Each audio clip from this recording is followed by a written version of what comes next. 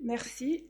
Je tiens d'abord à remercier les organisateurs qui m'ont fait confiance pour traiter ce sujet, en particulier à Anthony. Alors voilà mes conflits d'intérêts.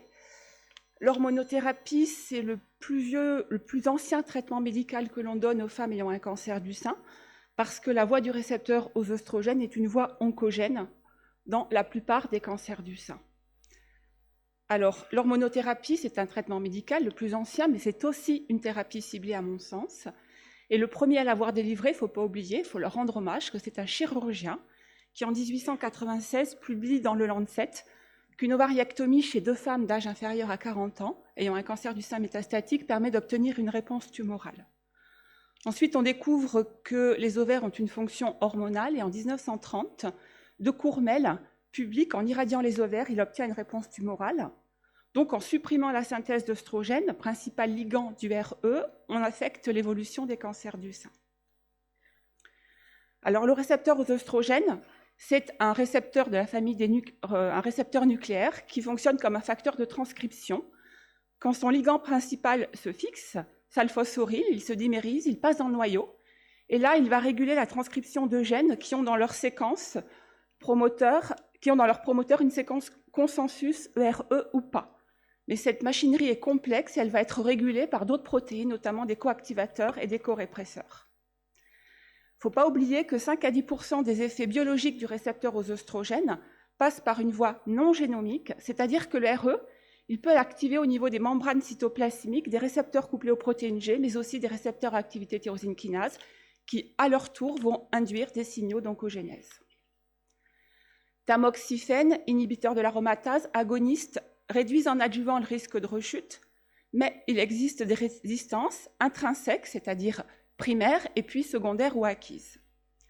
Alors, quand on regarde la méta-analyse de l'EBCTCG, on a souvent l'habitude de dire que ça réduit d'un tiers les risques, que 50 tamoxifènes réduisent d'un tiers les risques de rechute.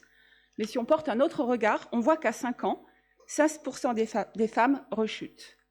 Et puis, entre 5 et 20 ans, après 5 ans d'hormonothérapie, il y a un taux annuel de rechute qui est stable dans le temps et qui est plus ou moins important selon le stade tumoral initial.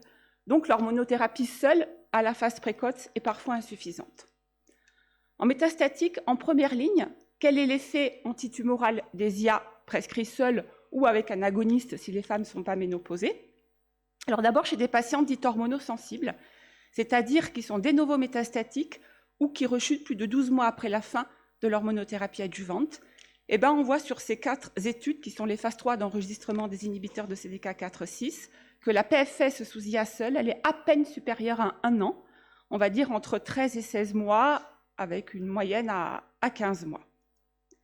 Quand on regarde autrement les courbes, j'ai mis l'exemple de Paloma 2 et Mona Lisa 2, on voit qu'à 3 mois, 15% des patientes ont déjà une maladie non contrôlée, et qu'à 6 mois, c'est un quart des patientes qui ont déjà une maladie non contrôlée. Un CERD qui est le fulvestrant en deuxième ligne, c'est-à-dire chez des patientes qui progressent sous IA, que ce soit donné en adjuvant ou en première ligne métastatique, permet une PFS courte quand il est délivré seul, inférieure à 10 mois. Vous voyez dans les études plus récentes, là encore, 6 mois dans l'étude Solar, 9 mois dans l'étude Monarque 2. Et dans cette situation-là, à 4 mois, c'est 40% des patientes qui, sous hormonothérapie seule, auront une maladie qui ne sera pas contrôlée. Alors pourquoi ces rechutes en adjuvant? Pourquoi des survies sans progression plus ou moins courte en phase métastatique sous hormonothérapie seule? Même si, et je tenais à le souligner, nous avons tous dans nos séries des patientes métastatiques très longues répondeuses à l'hormonothérapie. Le problème, c'est qu'on ne sait pas les identifier. Alors sur des paramètres cliniques, ce sont souvent des patientes qui ont une masse tumorale peu importante, mais pas toujours. Et sur le plan biologique, on ne sait pas du tout les identifier. Alors pourquoi? Bien parce que la voie du RE n'est pas la seule voie oncogène dans ces cancers du sein. Il y a d'autres acteurs cellulaires, comme des récepteurs couplés aux protéines G, des récepteurs à activité tyrosine kinase, des voies de signalisation intracellulaires, activées par ces derniers ou pas, d'autres récepteurs nucléaires, des facteurs de transcription, des protéines du cycle, qui sont présents dès le stade de la tumeur primitive ou qui peuvent apparaître sous l'effet des traitements antérieurement délivrés et qui vont avoir un rôle pathogène fort et même peuvent interagir avec le RE-alpha. Et c'est ça qui est le rationnel à donner une thérapie ciblée en plus de l'hormonothérapie. Il y a probablement aussi un rôle du système immunitaire dans ces cancers du sein RH+. On en dira un petit mot, parce qu'il y a quelques papiers qui commencent à émerger. Il peut y avoir des mutations de ESR1. ESR1, c'est le gène qui code pour le RE, et qui vont l'activer. Et puis, il y a des régulations épigénétiques au niveau du promoteur du gène ESR1, qui font que le gène n'est plus transcrit, et donc la protéine non exprimée, et qui peut expliquer aussi des résistances. Et puis, au-delà de tout ça, il y a le problème de l'hétérogénéité tumorale. Alors, il y a beaucoup de papiers ces dernières années qui ont été publiés et qui font un descriptif des voies de l'oncogénèse impliquées dans les cancers du sein RE+. On a bien sûr les données de la TCGA, mais aussi ce papier de Pereira qui montre qu'il y a à peu près 40 mutations somatiques et des anomalies de copie de gènes pathogènes qui vont, plus de la voie du RE, expliquer l'oncogénèse des cancers du sein RE+. Par exemple, des anomalies qui vont activer la voie PI3 kinase AKT, la voie MAP kinase, les anomalies de réparation de l'ADN, etc.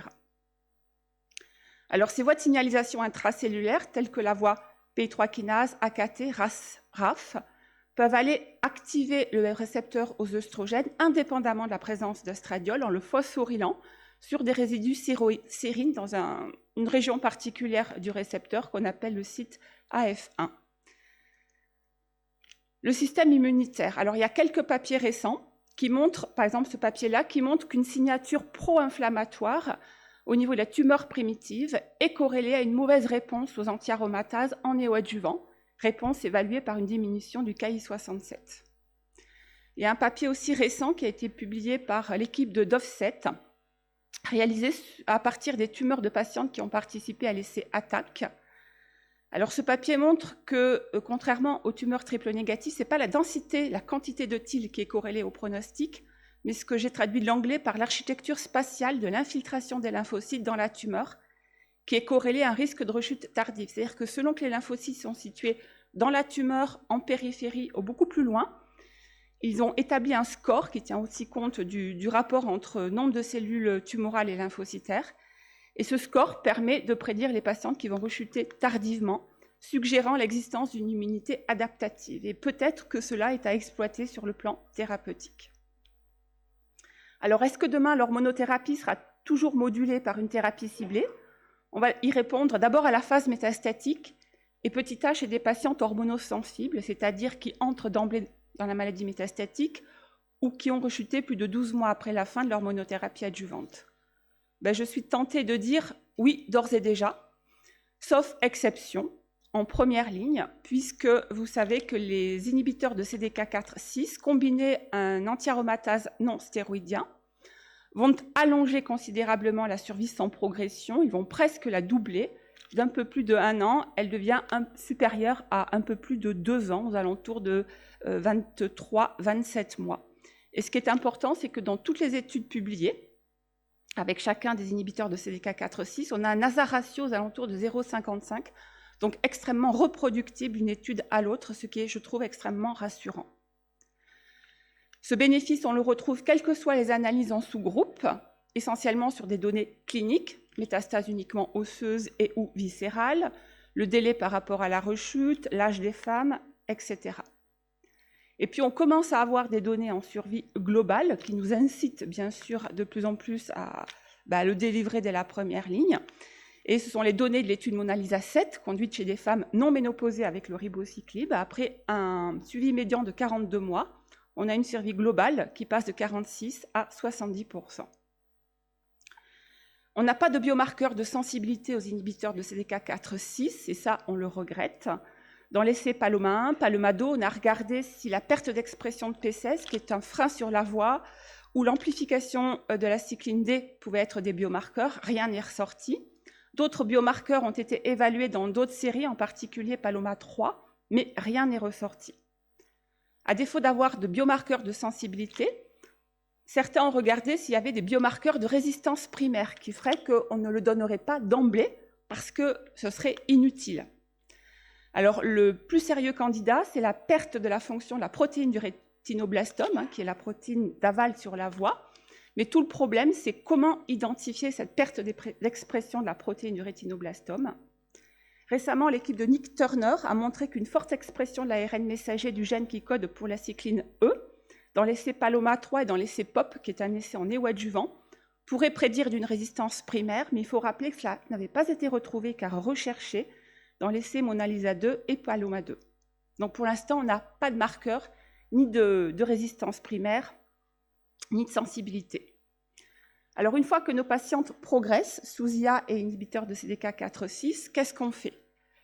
Je pense que demain ou cet après-midi, il va être indispensable de disposer de biomarqueurs pour guider notre stratégie thérapeutique. Est-ce que la patiente a une tumeur avec une mutation de PI3 kinase? Est-ce qu'elle a une tumeur avec une mutation activatrice de SR1?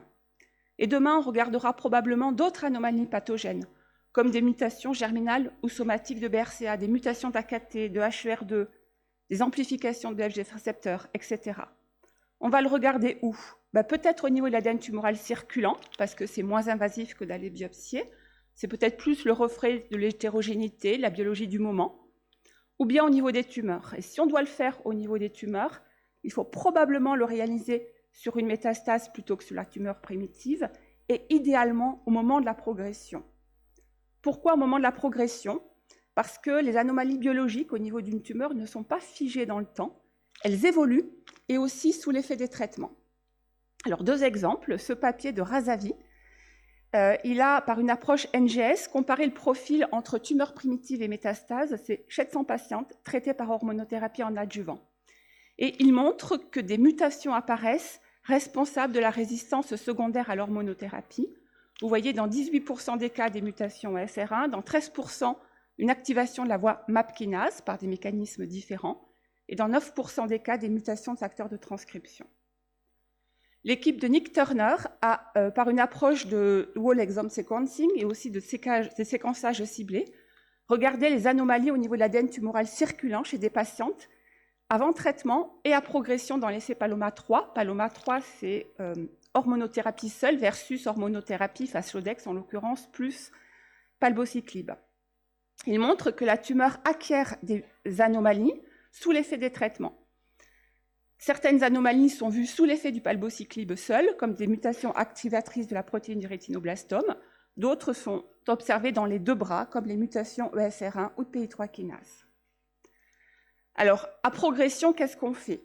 Je crois que demain, s'il y a une mutation PI3 kinase alpha ou une mutation PI3 kinase, il faudra donner un inhibiteur PI3 kinase alpha à ces patientes, notamment sur la base de l'essai SOLAR publié par Fabrice André cette année, qui montre un allongement de la survie sans progression.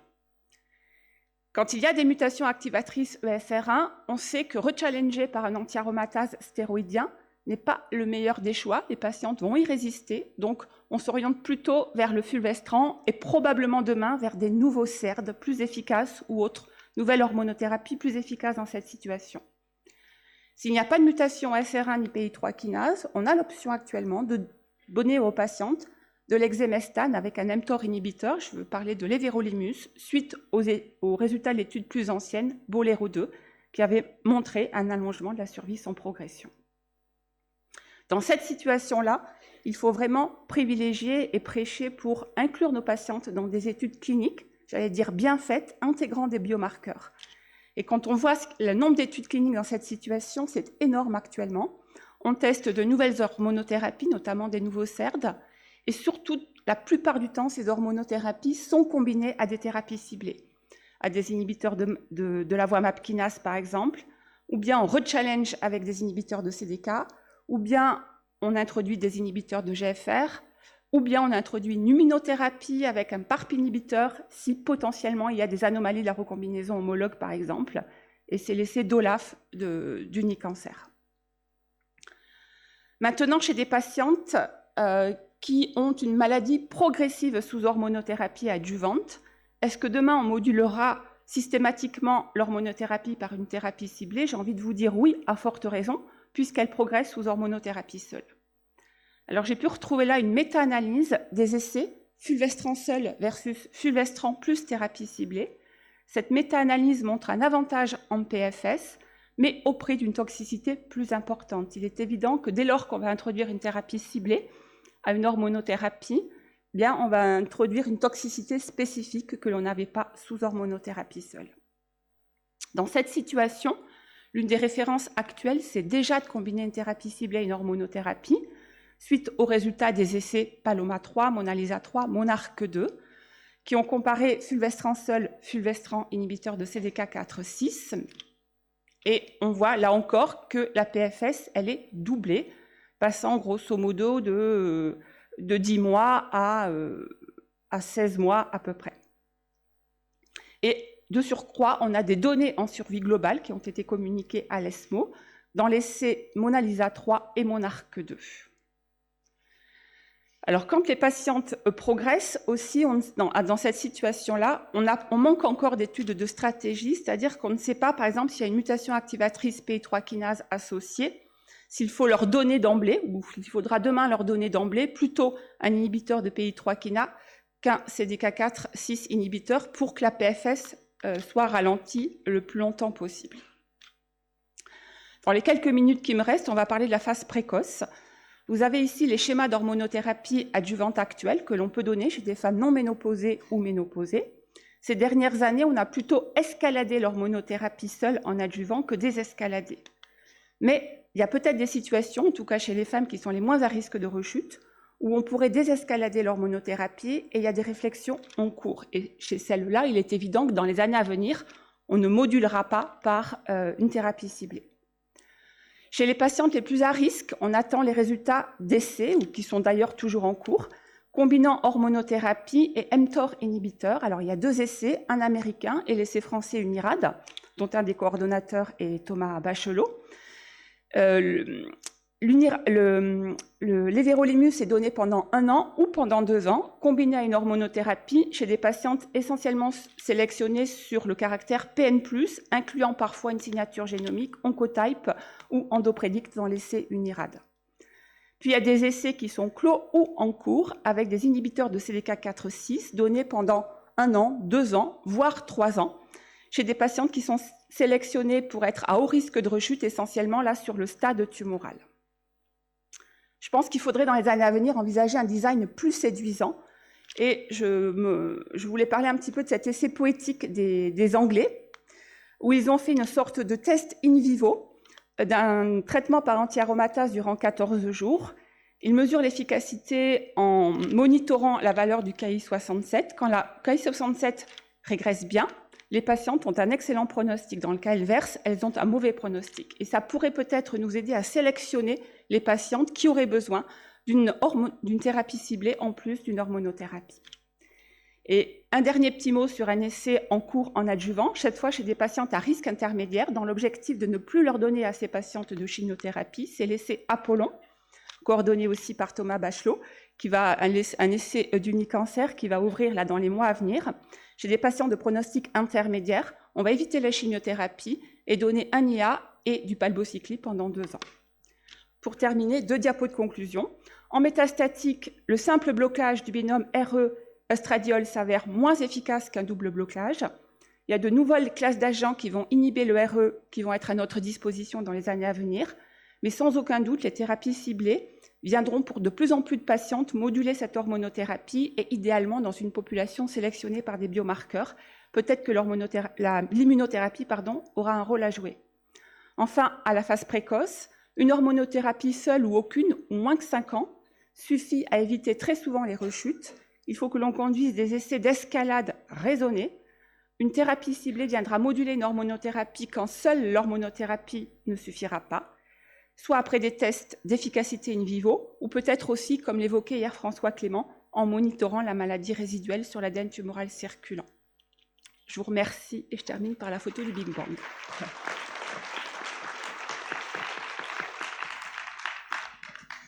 Bien, le papier est ouvert à la discussion et aux questions des volontaires de l'Assemblée. Je commence alors, en attendant qu'il y en ait qui se... Ah, pardon.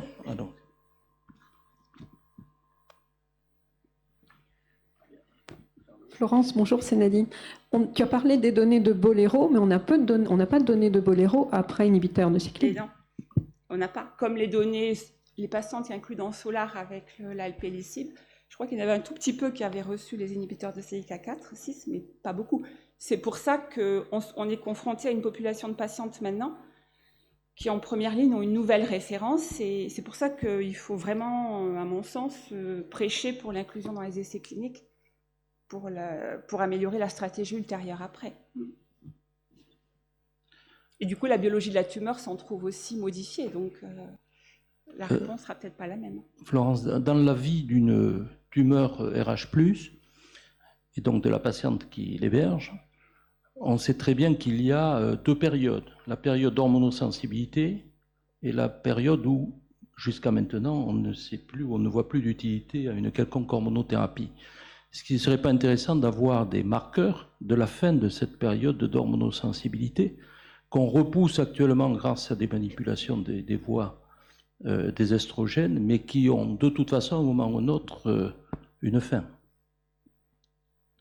Ben, je ne sais pas quels sont les marqueurs de perte d'hormonosensibilité. La perte d'expression du RE, elle en est peut-être une, ça probablement. Mais après, peut-être que quand même de combiner à une thérapie ciblée ou une immunothérapie, ça va en partie réverser l'hormonorésistance, j'en sais rien. Ou le fait que la cellule soit de nouveau un petit peu sensible au RE oestradiol, je ne sais pas. Je ne sais pas. Juste pour finir, tu n'as pas vraiment répondu à la question. Alors, c'est à qui que tu ne fais pas de thérapeutique de doublé alors, quand tu as une nouvelle patiente RH+, à ta consultation? En métastatique? En métastatique. Bah, très peu. Peut-être des femmes âgées, des femmes, parce que c'est quand même des prises de sang tous les mois, il y a les problèmes des comédications, des interactions pharmacocinétiques, ou alors à des femmes qui ont une maladie oligométastatique, mais très peu de patientes, finalement. J'ai une dernière question, ça va un peu dans le même sens. Est-ce qu'il y a une place pour la combinaison pour les patients hormonosensibles, inhibiteurs de l'aromatase, Faslodex, selon l'étude de Falcon? Est-ce qu'il y a certaines patientes chez qui on ne va pas faire la thérapie ciblée en faisant une hormonothérapie un peu optimisée, quoi? Pour moi, non, parce que après, qu'est-ce qu'on fait? C'est une question de stratégie. Qu'est-ce qu'on fait à la ligne suivante?